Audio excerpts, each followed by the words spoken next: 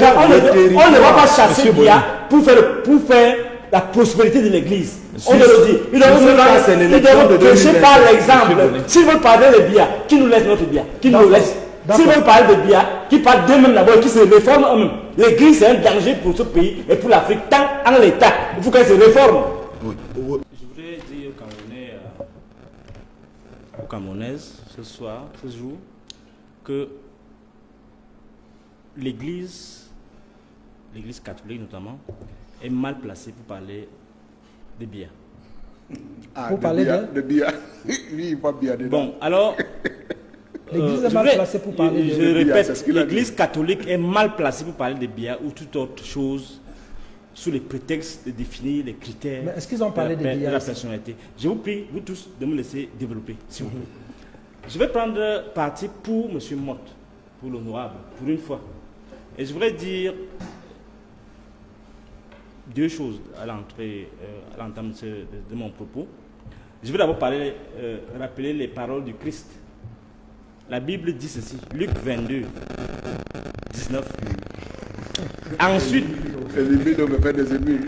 il prit du pain et après avoir rendu grâce, il le rompit et le leur donna en disant, ceci est mon corps qui est donné pour vous, faites ceci en mémoire de moi.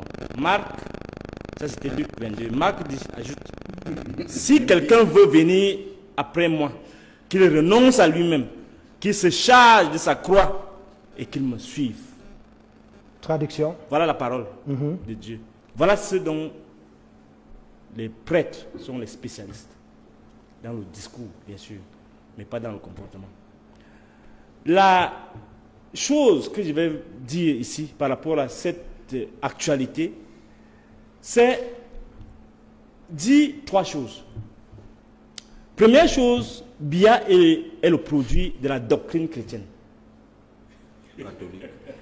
Biya a été fermenté. Le renouveau a été fermenté par l'esprit catholique. Donc je vais donner les valeurs ou les contre-valeurs à l'instant. Ça c'est la première chose. Deuxième chose, je vais donner les valeurs. Vous pouvez vraiment me laisser développer. Deuxième chose, Biya a gouverné main dans la main avec les évêques. C'est historiquement documenté. Il en a reçu les faveurs, les conseils. On lui a même dit, si je veux être ministre, chez moi, il y avait le monseigneur Jérôme Onimimboué. Bon, vraiment, chez moi, là, c'est lui qui donnait... Là, c'est l'ami du président. Bon, ça, c'est pas une caricature, c'est la réalité. Son camarade de classe. Donc, beaucoup de choses se sont passées. Et Biya avait l'arme, l'Église à la Bible, pour notre asservissement. Donc, les deux complices d'hier ne peuvent pas se séparer si mal aujourd'hui. Mais est-ce que l'Église a dit qu'elle ne veut pas de Biya? Je continue. Non, Frédéric, est-ce que dans ce portrait, est-ce que l'Église a dit qu'elle ne veut pas de Biya? Je vous réponds. Oui. Je vous réponds. Et vous me laissez développer. Je vous réponds d'abord. Notre marché, c'est que je vous réponds et vous me laissez parler. Oui, bien sûr. Bon. Depuis des mois, on entend les évêques sortir, dire qu'on veut tout le monde, même le diable, sauf Biya. Vous croyez que la conférence ne peut pas parler de qui? De Biya. Moi, je sais lire, non? Non, certains moi, je suis spécialiste. L'ont dit, mais la conférence ne l'a pas dit. Je suis spécialiste de la lecture.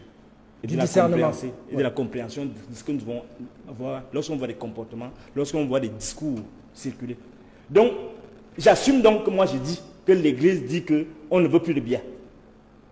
Bon, si vous avez votre opinion, vous pouvez la développer. Mais je vais continuer en disant ceci.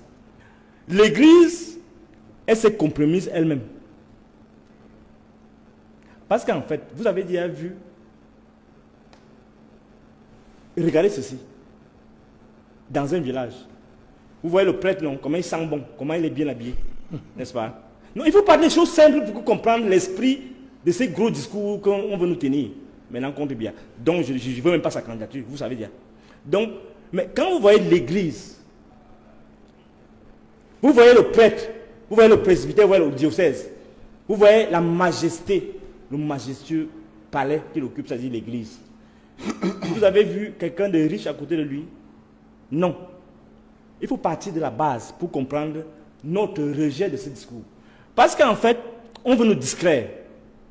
Parce qu'en fait, si on se libère même des biens, mais quand on reste dans cette église bourgeoise, dominatrice, tueuse des espérances, rien ne peut donner. Donc, ma logique est celle-ci. Nous sommes en plein dans la mystification. Les mêmes choses qu'on peut reprocher à Biya, c'est les mêmes choses qu'on reproche à l'église catholique. C'est-à-dire quoi?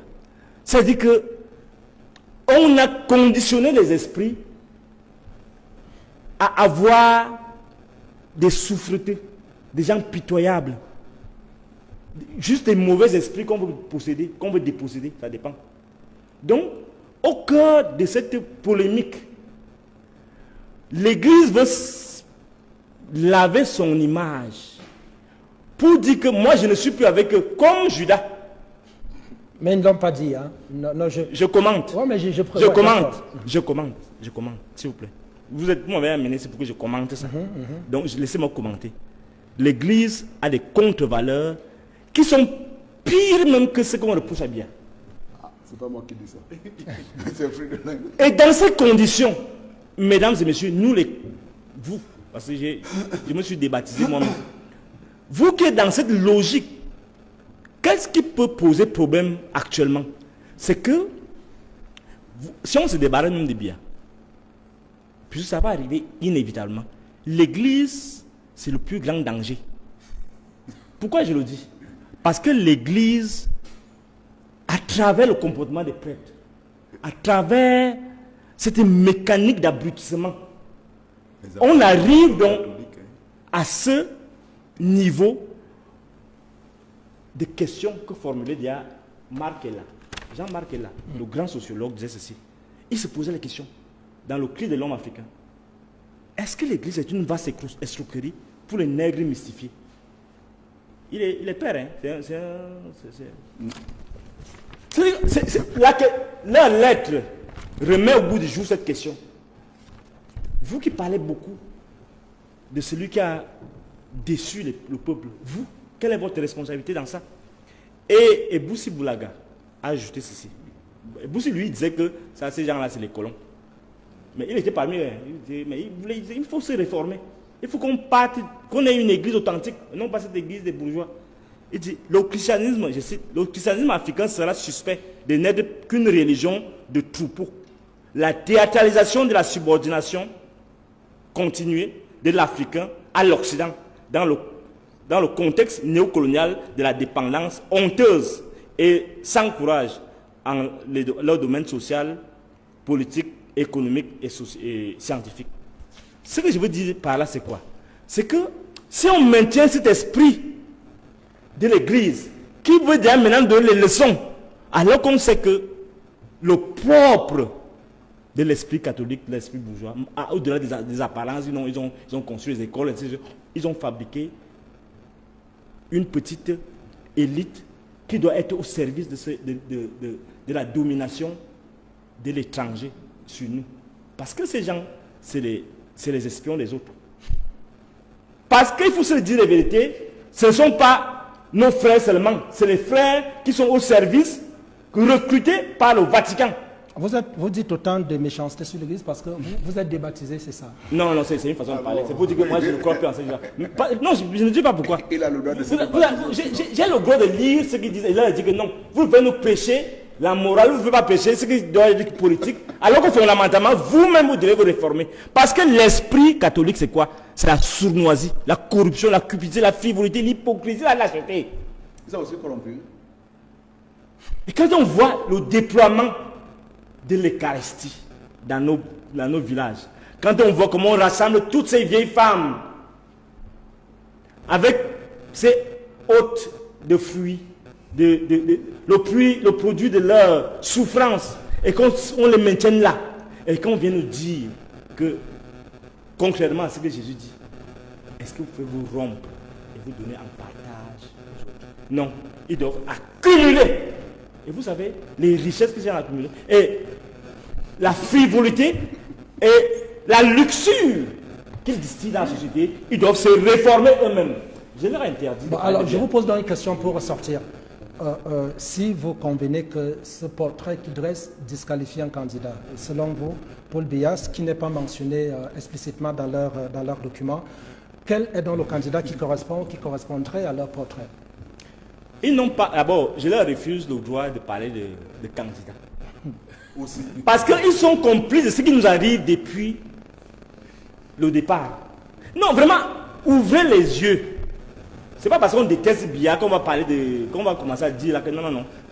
Ce type, si l'Église, si ceux qui ont produit, ce n'est pas Biya. Biya était un gars, s'il avait été dans un autre contexte, il serait différent. On l'a formaté dans un autre contexte, dans d'autres références éducatives. D'accord. Permettez que les autres parlent. Non, attendez, je vais terminer par un truc. Il y a deux choses. Ou bien à moins que je vais revenir après, mais je voulais quand même dire deux choses rapidement. D'accord, vous revenez. Vous revenez, vous avez longtemps gardé la parole. Oui, je veux dire que ce n'est pas seulement du mécanisme, c'est du complotisme. C'est du complotisme. Et je vous dis, ils font œuvre de Judas.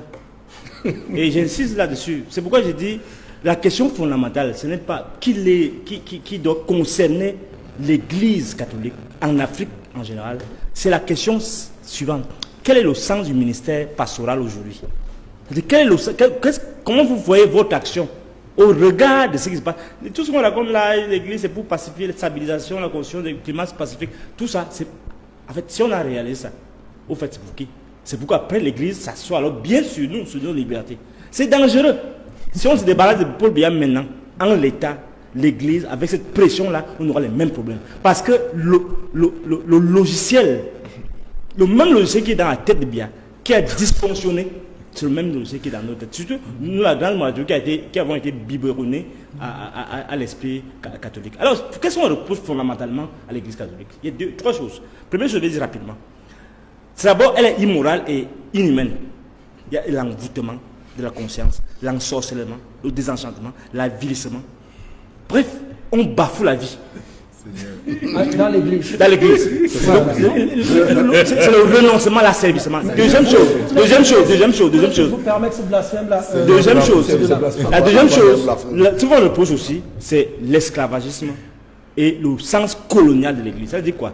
Ça veut dire le fait de distiller dans la société l'apeurement, l'affaiblissement, l'agenouillement, le tremblement, le piétinement, l'anéantissement, l'appauvrissement.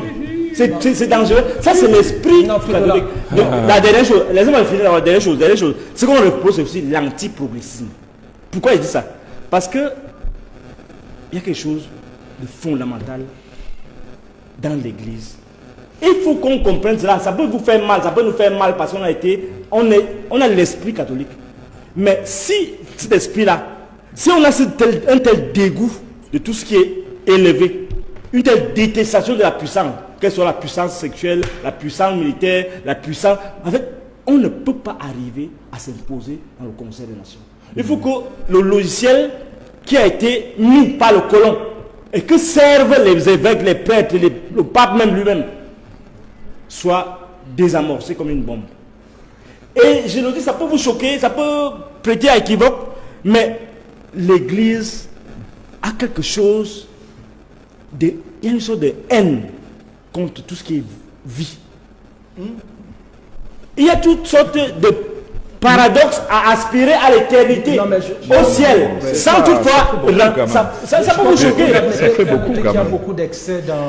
L'excès, c'est l'excès qui sauve. Parce que quand on a bien compris... Non, quand on a bien compris, ça peut vous faire mal. On aura le temps pour parler de les philosophes latino-américains disaient qu'on ne peut pas philosopher sans exagération. C'est vrai. Parce que ça nous permet de mieux comprendre la démarche critique qui peut vous permettre de nous sauver. Parce que la critique de Biya maintenant, sur laquelle ils fondent leur discours, ne permet pas de comprendre le mal profond qu'eux-mêmes représentent. Il y a un auditeur, je finis par là. Un auditeur qui m'a demandé de te poser une question. Qu'est-ce qu'ils ont fait des terres qu'ils ont confisquées depuis 100 ans? Qu'est-ce qu'ils font? Pourquoi ils ne réussissent pas? C'est parti. Mais il faut circonscrire. Il y a plein de choses. On est sûr. Il faut circonscrire le sujet. Il faut circonscrire. C'est lié. C'est lié. Parce qu'on ne va pas chasser Biya pour faire la prospérité de l'Église. On doit le dire. Ils doivent prêcher par l'exemple. S'ils veulent parler des biens, qui nous laisse notre bien? Qui nous laisse? S'ils veulent parler des biens, qui parlent d'eux-mêmes d'abord, qui se réforment eux-mêmes. L'Église est un danger pour ce pays et pour l'Afrique, tant en l'État. Il faut qu'elle se réforme.